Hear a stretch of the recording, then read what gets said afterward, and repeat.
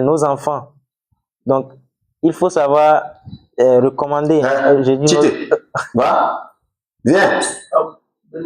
Ah, ok. Non. Donc, j'ai dit nos enfants. Donc, nous les enfants, on doit savoir dire la vérité.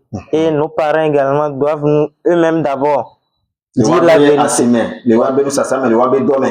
Ok, nos parents doivent eux aussi dire la vérité dans leur marché, dans leur commerce et recommander la vérité à leur famille. Donc, parce que là, le mensonge, ça conduit peu à peu au péché. Si un enfant ou bien quelqu'un commence par mentir, au fur et à mesure que le mensonge va s'accumuler, il va commencer par voler et il va évoluer en péché, de péché en péché. Donc, il faut interdire le mensonge. Oui. Voilà, inaba emi le de gobina de. Ewa oratro yima ugbo ki o tati nu fún ẹ̀bọ̀n if ya atroba yima ugbo kudo apoji. Tadi ma wo ni de kani ba no jime na o. Kudo ebe lono, kudo ebe pasado, kudo ebe bobo yinyin, adidi doko ne. Bina omunyi de pepe o. Pourquoi? Ma adawa mi tawajju ilayhi. Tadi usubire apamko ni eji egbo va epo lati hona o amede mu le ke lati hona so we ya wa ina bayon ye o le lebere fa kullu munibin ta'ibun wa laysa kullu ta'ibin muniban. Voilà. If ya ekedo pepe so wo o bere kullu munibin ta'ibun ameke eva tati doko na ma wa ameke tati doko na ma wa nene ba me ayambe ebio soso kevo kengbe va tati doko na ma wa etrova na ma wa eva troma wo bo aw etrova ma wo bo walaysa kullu ta'ibin muniban mui amede pepe ke ebio soso kia etro ina ma wo bo me ko dale funu via bimana nene kwa mede ekpankoma wa etati doko na ma wa kenwa ebio soso kevo bimana eya do pepe so wa no obio soso ke obio tutu ba oji tutu ba ima ogbo wa non pardon alomo nene aza wa no obio soso ke ima ogbo ye obi ameke ebio soso ke ima ogbo kenwa ye otanati wa doko na ma wa bimana ora te ebio soso ke agbio tuba le ma ogbo voir on tati doko na ce qui veut dire que on po vofo obaja tro yeji won ki on po le tati doko ne a ki on po vofo won donc a soso ki a ele unwe donc no yin ameke bio soso ki le ma ogbo ora tati doko na ma e no tati doko na ma wa ade wa alhamdulillah nazawa amen. Donc, on va expliquer le deuxième thème qui est le fait de revenir vers Allah. Donc, ça veut dire quoi? Ce qu'on appelle inaba. Donc, ça veut dire tout d'abord, une fois que tu as cherché repentir envers Allah, là maintenant tu reviens vers lui. Tu te donnes à lui à 100%. C'est-à-dire que ton amour, l'amour que tu as envers Allah, ça va être maximum. Et tu deviens humble. Tu te rabaisses devant Allah. C'est pas devant Allah, tu vas essayer de te vanter, d'avoir de l'arrogance. Non. Devant Allah, tu te rabaisses et tu te conformes à tout ce qu'il a dit. Donc, c'est ça qu'on appelle inaba, le fait de revenir vers Allah. Maintenant, quelle est la différence entre inaba et tawba, le repentir? Donc, la différence, c'est que tous ceux qui voilà, tous ceux qui sont revenus vers Allah, c'est qu'ils ont déjà cherché pardon. Mais ce n'est pas tous ceux qui ont cherché repentir qui sont forcément revenus vers Allah. Donc c'est la différence. Donc ça veut dire que si quelqu'un est revenu vers Allah, c'est qu'il a déjà demandé pardon, mais ce n'est pas tous ceux qui demandent pardon qui sont revenus vers Allah. Donc il faut que nous nous forçons à revenir vers Allah.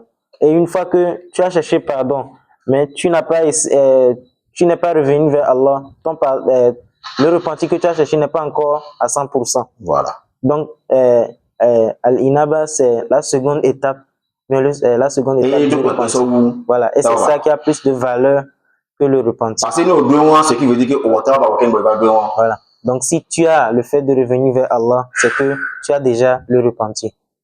Donc, nous sommes aya qui témoigne, nous la sifouné, Inch'Allah. Et moi, les surat al-Zumar, mais, بعد أعوذ بالله من الشيطان الرجيم وأنيبوا إلى ربكم. تفضل. أعوذ بالله من الشيطان الرجيم وأنيبوا إلى ربكم وأسلموا له من قبل أن يأتيكم العذاب ثم لا تنصرون.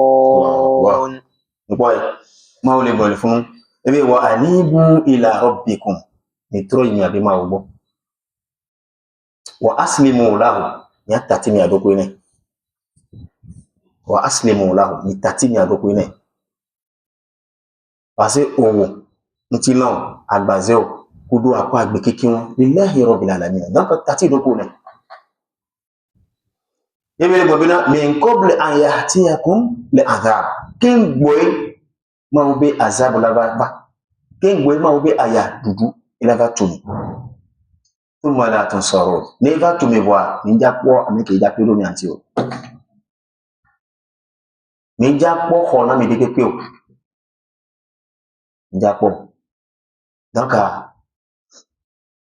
fi mi la se gbe won duntia ni aja baba ma ube yen so Zumar verset 54 verdi ni atati mi adoko ni ayi ni atro ma ugbo wallahi ni so mi abagbe kikin ni so no ma o ni wone na mention le kudo wallahi non.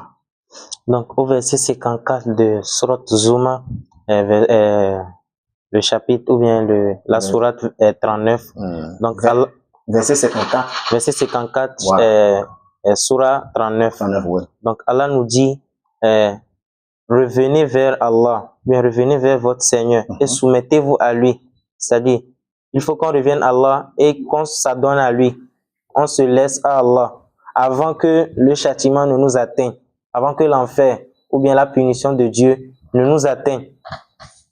Or que si la punition de Dieu nous atteint, on n'aura plus de secours. Il y a personne chez qui on va aller pour que la personne va nous secourir du châtiment d'Allah. Donc c'est ce que le verset veut dire.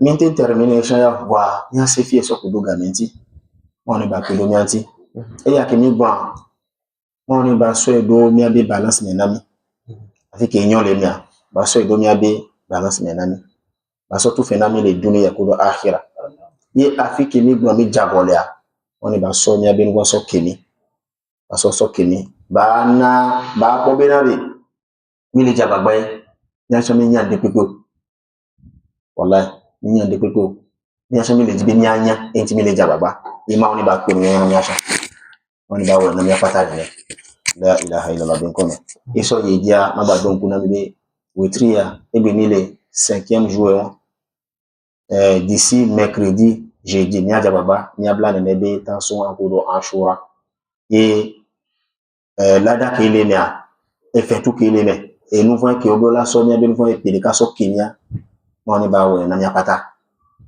et ni atrozo e vieye ni to e pi adikudo bismillah on ba na mi awu kudo alhamdulillah wallahi summa billah maudeka e ya meke la terminer e peye ki ni to ya 1448 hijra ki millénaire ma wenya ameke la terminer e pia ni le bioma on ba na mi terminer ni le bioma on ba na nya wenu emi awo sugbon la yin bondishan yin gba yin pete na mission yin mi awo kudo dagbe kudo yun kudo ma obe do wo ni owo le ni ma ni ba pedo mi anti won nya be nu won kemi wole epeke va yemi a ni bioma o ni ba so nya be nu so kemi eke ke won le ba yin nani ni ko bi na eke mi nya ke bi wo kudo eke mi mu nya wa ma ni ba so kemi